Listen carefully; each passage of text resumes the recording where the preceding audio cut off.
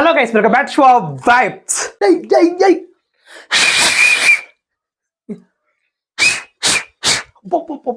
ఏం ఎంట్రీ రా అల్లు అర్జున్ ఎంట్రీ. అబ్బాబ్బా పిచ్చి పీక్స్, ఏం ఎంట్రీ రా. దాని తర్వాత ఏం డైలాగు. ఏ రొమాంటా. నెక్స్ట్ ఓ సీన్లో ఫాద్ ఫజిల్లో వచ్చాడు రమ్మన్నాడు. గుండు బాస్ ఎస్ వచ్చాడు. పాపా ఏంటి ఎక్కడ కామెడీ కనపట్లే. పర్లే. ఓకే గూస్ బంప్స్ రావట్లే. Fights man.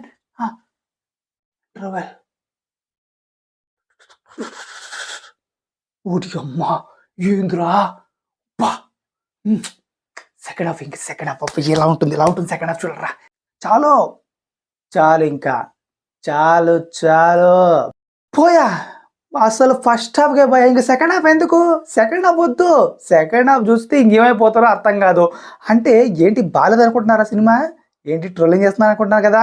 పిచ్చి పీక్స్ అమ్మా. ఒక్కసారి అర్జెంట్గా వెళ్ళిపోండి, ఫస్ట్ సినిమాకి వెళ్ళిపోండి. సినిమాకు వెళ్ళకుంటే వేస్ట్ మీరు. అంతే. టికెట్ 1000 కాదు, 2000 కాదు, 5000 కానీ పెట్టి వెళ్ళిపోండి ఫస్ట్. సినిమా పిచ్చి పీక్స్ అంతే. ఫస్ట్ హాఫ్ ఎలా ఉందో ఒక్క ముక్కలో చెప్పాలంటే సైలెంట్గా ఉంటాం భయ్య. హీరో ఎంట్రీ ఇస్తాడు, బ్లాస్ట్ అయిపోతుంది. అమ్మో ఓకే బాగానే ఉంది అనిపిస్తుంది. దాని తర్వాత సైలెంట్గా ఉంటుంది. కొంచెం ఓకే బోరింగ్గా వెళ్తుంది భయ్య. అక్కడక్కడ కొంచెం లెంత్గా కూడా అనిపించింది మనకి. చాలా లెంత్ ఉంది సినిమా, కానీ లెంత్ అనిపించదు. అలా వెళ్ళిపోతుంది. అలా వెళ్తూ కెమిస్ట్రీ వరకు ఉంటుంది భయ్యా. రష్మిక పీక్స్. రష్మిక యాక్టింగ్ దీని అమ్మ కుమ్మేసింది.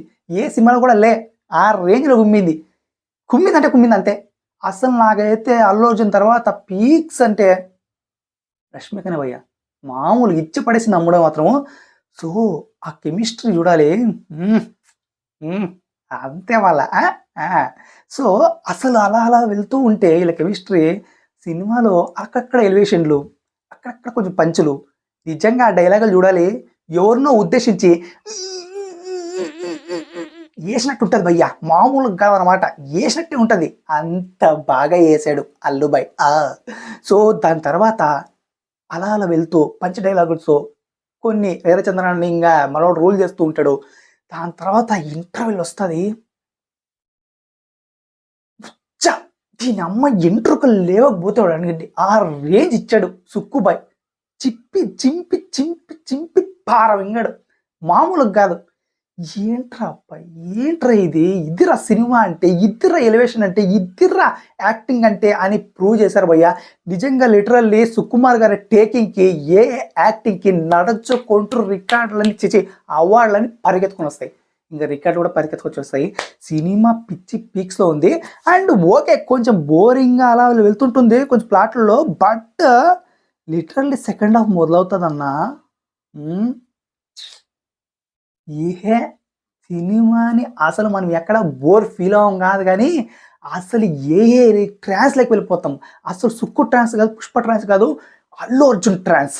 అసలు ఆ యాక్టింగ్ ఏంది స్వామి. ఆ యాక్టింగ్ ఎక్కడ నేర్చుకున్నా స్వామి. నాకు తెలిసినంత వరకు this is the career best కాదు, మన Telugu industry best acting till date అనిపించింది నాకు. అది చూడగానే ఏందిరా అప్ప చింప అవతల పారేశాడు. మెయిన్గా సెకండ్ హాఫ్లో 2 సీక్వెన్స్లు పోయి హైలైట్ సీక్వెన్స్లు అంటే ఆ జాతర సీక్వెన్స్ అండ్ ఒక హెలికాప్టర్ సీక్వెన్స్ వస్తుంది. రోమాను నిక్కబడుచుకుంటాయి ఆ 2 సీన్లకి.